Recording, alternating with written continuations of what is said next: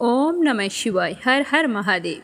आज अपने सुनेंगे श्रीमद् भागवत गीता जी का 14वां अध्याय और उसका महात्म्य। भगवान श्री कृष्ण की कृपा पाने के लिए श्रद्धा भाव से सुनते रहिए। बोलो श्री कृष्ण भगवान की जय हो। श्री भगवान जी कहने लगे कि अब मैं तुम्हें ज्ञानों में सबसे श्रेष्ठ ज्ञान कौन सा है वो बतलाता हूँ। ध्यानपूर्वक सुनना। उसके जानने से सारे मुनिजन मोक्ष रूप से परम सिद्धि को प्राप्त हुए हैं। इस ज्ञान की सहायता से मेरे स्वरूप को प्राप्त हुए लोग सृष्टि के समय जन्मते नहीं हैं और प्रलय काल में भी कष्ट नहीं पाते। हे भारत, परम ब्रह्मा मेरी योनि है। मैं उसमें गर्भ को रखता हूँ और उसमें भूतों की उत्पत्ति होती है। हे कुंती पुत्र, सब गर्भों में जो मूर्तियाँ उत्पन्न होती है उनका उत्पत्ति स्थान प्रकृति है और मैं बीज देने वाला पिता हूँ। महाबाहु प्रकृति से उत्पन्न सतव, रज और तम तीनों गुण देह में रहने वाले निर्विकार आत्मा को बांध लेते हैं। हे अनग, इनमें तत्व निर्मल होने के कारण प्रकाशक और निरूप द्रव है जो प्राणी को सुख और ज्ञान के साथ बांधता है। हे कुंती पुत्र, रागात्मक काल जो गुण से तृष्णा और आसक्ति उत्पन्न होती है जो प्राणी को कर्म के साथ बांधती है। तमोगण की उत्पत्ति अज्ञान से है। यह भ्रम आलस्य निद्रा से प्राणी को बांधता है और मोह से फंसाता है। हे भारत, सतव सुख उत्पन्न करता है, रज क्रम पैदा करता है, तुम सब ज्ञानों को ढक कर परमाद पैदा करता है। हे भारत, सतव गुण रज और तम को दबा कर बढ़ता है। इसी प्रकार रज सतव और तम को और तम सतव को तथा रज को दबाकर बढ़ना चाहता है। इस देह में इंद्रियों द्वारा जब ज्ञान का प्रकाश उत्पन्न हो तब समझिए कि सतव गुण में विशेष वृद्धि हुई है। हे भारत, रजोगुण की वृद्धि में लोभ, कर्मों में प्रवृत्ति, कर्मों का आरंभ, अशांति और गुण की इच्छा उत्पन्न होती है। हे कुरुनंदन, तमोगुण की प्रबलता में अविवेक, अनुधम, प्रमाद और मोह ये सब होते हैं। जब देह को सतगुण के उदय में मृत्यु प्राप्त होती है तो वह ज्ञानियों के समय प्रकाश में लोक पाता है। रजोगुण के उदय में मरकर कर्मों में आसक्त मनुष्यों में जन्म लेता है और तमोगुण के उदय में मरा हुआ मूढ़ योनि में जन्म पाता है। सात्विक पुण्य कर्म का फल भी सात्विक कलंक रहित रहता है। राजस कर्म का फल दुख और तामस कर्म का फल अज्ञान है। सतव से ज्ञान उत्पन्न होता है, रज से लोभ, तम से प्रमाद, मोह और ज्ञान की उत्पत्ति होती है। सात्विक पुरुष को उत्तम, राजस को मध्यम और अधम तामसी लोगों को नीच गति प्राप्त होती है।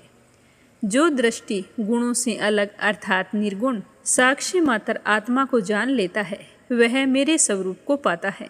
जो देह शरीर में उत्पन्न होने वाले सतव, रजव, तम इन तीनों गुणों को जीत लेता है वह जन्म, बुढ़ापा और रोग से छूटकर मुक्ति पाता है। अर्जुन ने पूछा कि हे प्रभु, कैसे मालूम हो कि अमुक मनुष्य ने तीनों गुणों को पार कर लिया है? उसका क्या बर्ताव होगा? किन उपायों से वह तीनों गुणों को त्यागता है? हे पांडव, प्रकाश, प्रवृत्ति और मोहन होने से जो दुखी ना हो और निवृत्ति होने में उनकी इच्छा ना करे, उदासीन मनुष्य के समान जिसको सब दुख समान है और गुणों के कर्म ही रहते हैं, यह जानकर जो निश्चित रहता है और वो कभी विचलित नहीं होता, जिसको सुख दुख, मिट्टी पत्थर, सोना, प्रिय अप्रिय, निंदा और स्तुति समान है, जो धीर है, जिसने सभी बखेड़े छोड़ दिए हैं, उसे गुणा अतीत कहते हैं। जो अनन्य भक्ति से मुझे पूजता है वह इन तीनों गुणों को जीतकर ब्रह्मा धाम को पाता है, क्योंकि ब्रह्मा का और विकार रहित मोक्ष का, सनातन धर्म का और अखंड सुख का भंडार मैं ही हूँ। इसी के साथ 14वां अध्याय समाप्त हुआ। अब अपने सुनते हैं इसका महात्म्य। बोलो लक्ष्मीपति नारायण की जय हो। श्री नारायण जी कहने लगे कि हे लक्ष्मी, उत्तर देश कश्मीर के सरस्वती क्षेत्र में एक विद्वान रहता था। वहाँ के राजा सूर्यवर्मा की संगल द्वीप के राजा के साथ बड़ी ही प्रीति थी। एक समय राजा ने संगल द्वीप को बड़े ही जवाहर, हीरे मोती और बहुत ही बड़ी ज़्यादा कीमत के घोड़े भेजे थे।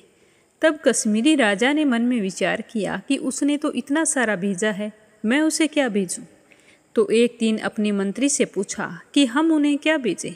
तो मंत्री ने कहा कि जो वस्तु ना हो उस चीज़ को भेजना अच्छा होता है। तो राजा ने कहा कि और तो सारी वस्तुएं हैं, एक शिकारी कुत्ते वहाँ पर नहीं हैं, वह भेज देता हूँ। तो सोने की जंजीरों से बांधकर मखमल गद्दों की डोलियों में बैठाकर कुत्ते संगलदीप पहुँचा दिए। यह देखकर राजा बड़ा ही प्रसन्न हुआ और कहा कि यह शिकारी कुत्ते यहाँ नहीं थे जो मेरे मित्र ने भेजे हैं, उसका बहुत भला हो। अब हम तो शिकार खेला करेंगे।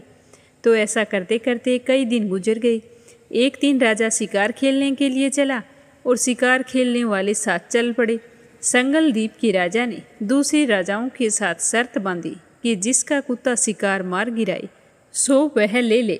जब सब राजाओं ने अपने कुत्ते छोड़े तो एक सुसिया वहाँ से निकल पड़ा। तो सारे कुत्ते उस खरगोश के पीछे दौड़ पड़े। वह खरगोश दौड़ता दौड़ता दूर निकल गया, कुत्ते पीछे ही रह गए। संगलदीप के राजा का कुत्ता था, उसने खरगोश को पकड़ लिया। तो लोगों ने अचानक से शोर मचाया। तो कुत्ता तो हैरान परेशान हो गया और उसकी पकड़ से खरगोश छूट गया। अब खरगोश के कुत्ते के दांत लग गए थे, तो खरगोश के खून पड़ता ही जा रहा था और खरगोश भागता जा रहा था। कुत्ते उसके पीछे पीछे भाग रहे थे। भागते भागते कुत्ते पीछे रह गए और खरगोश भागता हुआ एक कच्चे तालाब जो पानी से भरा हुआ था उसमें कूद गया। उसके तट पर एक कुटिया थी, वहाँ पर एक साधु रहता था। तो सवान भी उसके पीछे गिर गया। इतने में राजा भी घोड़ा दौड़ा कर वहाँ पर पहुँच गया। देखा तो दोनों मरे पड़े थे और देवदेही पाकर बैकुंठ को चल पड़े। राजा को देखकर उन्होंने कहा कि हे राजन, तुम धन्य हो, तुम्हारे प्रताप से ही हमने देवदेही पाई है। तो राजा ने पूछा कि यह कैसे हुआ? तो उन दोनों ने कहा कि ये तो हम नहीं जानते, इस जल को छूने से ही हमें यह देवदेही मिली है। तो राजा ने कहा कि धन्य भाग मेरे जो तुम्हारा उद्धार हुआ। इतना कहकर वो बैकुंठ को गए। तो राजा ने देखा कि वहाँ पर एक संत जी की कुटिया थी। तो राजा कुटिया में जाकर संत जी को नमस्कार किया और पूछने लगे कि हे संत जी, मुझे बताओ कि यह कौतुक आश्चर्य कैसे हुआ, क्या आपने देखा था? तो संत जी ने कहा कि हाँ, मैंने देखा था। सुसिया और सवान दोनों का इस जल के स्पर्श करने से उद्धार हो गया। तो राजा ने कहा कि यह जल कैसा है? तो उस संत ने कहा कि हे राजन, मेरा गुरु यहाँ रहता है, नित्य स्नान करके गीता जी के 14वें अध्याय का पाठ किया करता है। मैं भी यहाँ स्नान करके गीता का पाठ करता हूँ। तो राजा ने कहा कि धन्य हो संत जी, आपके प्रताप से ऐसे योनियों का उद्धार हुआ है और मेरे भाग्य भी धन्य हैं जो मुझे आपके दर्शन हुए हैं।